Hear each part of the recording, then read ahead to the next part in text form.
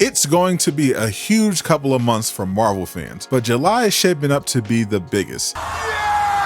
What to do, Durag Nation? Some fans have been waiting for MCU updates and for the projects to stop being mid, while others want their hands on a new Marvel game. But the most common I've seen are people who want to know when Spider-Man 2 will finally add the ability to make it snow.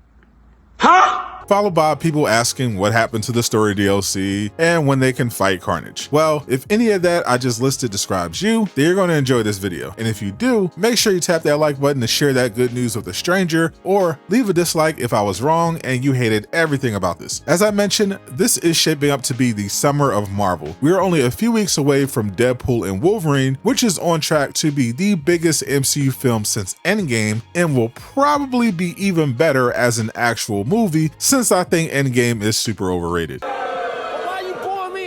I have high hopes for this movie, which will be the first I'll actually leave the house to see in 2024. But fans of Marvel video games have a lot to look forward to as well. PS5 and Xbox players who are stuck watching others experience Marvel rivals on PC will finally have their chance to play starting on July 23rd. Signups for the closed beta are going on right now, which I'll link in the description. The game has gotten great reviews from the people who played it, and I'm looking forward to trying out the latest character, Venom. Speaking of web swingers, Spider-Man 2 fans were excited to learn of a new update to the game, though some were disappointed it was purely cosmetic and are at this point convinced the story DLC for Spider-Man 2 is canceled. Well, after doing some detective work, I found that the story DLC is not canceled, and this comes straight from Insomniac, which I'll show you the receipts for. Spider-Man 2 will in fact be returning to the biggest nerd event of the year, San Diego Comic-Con. We also just got word that Marvel as a whole has big plans for this event. Comic-Con is, of course, a place where every fandom from Marvel and DC to Star Wars gathers together for major announcements, games, trailers, and amazing collaborations. Just like this insane crossover between Star Trek and today's sponsor, World of Warships Legends. Dive into this free-to-play MMO right now to get beamed up into the Starship Enterprise. From July 8th to August 4th, you can experience the epic battles on the high seas with a sci-fi twist featuring iconic commanders from Star Trek that allow you to customize the experience your way with plenty of swag like ship skins, badges, and more. Imagine commanding a ship with Captain Jean-Luc Picard or Spock by your side. Thanks to Q deciding to test the skills of the commanders with time travel shenanigans, some of Star Trek's biggest heroes will have to prove themselves by commanding the seas without all the fancy technology they're used to. You'll have to use your skills with the warship to lead them to victory over the ops. Log in now and you'll unlock the exclusive Star Trek port. Tour the bridge of the Enterprise and complete a special mission to grab Picard for free. Plus, for all you newcomers out there, World of Warships Legends is hooking you up with a welcome pack. Everything from premium ships to special camos. I had no idea what I was doing when I started, but the game was easy to learn and made me feel like a real commander within a few battles. You gotta be sharp, playing your moves, and outthink your opponents, and there are infinite ways for you to get good. You'll never run out of content with over 400 ships from 11 nations, with new missions and ships rolling out every 5 weeks. So whether you're a fan of fast-paced FPS games or looking for a slower strategic team play, World of Warships Legends has got you covered with a variety of PvP formats like 9v9. So what are you waiting for? Jump into the captain's chair from the comfort of your own home and join over 8 million players worldwide across PC, both current and old-gen consoles, plus iOS and Android devices. Check out the link in the description and start your journey today. Now, back to Insomniac. You can imagine they get asked about all sorts of things on Twitter. Fortunately, they love communicating with fans and answering what they are able to, and when it comes to info about the games, they're very consistent. If something is not happening,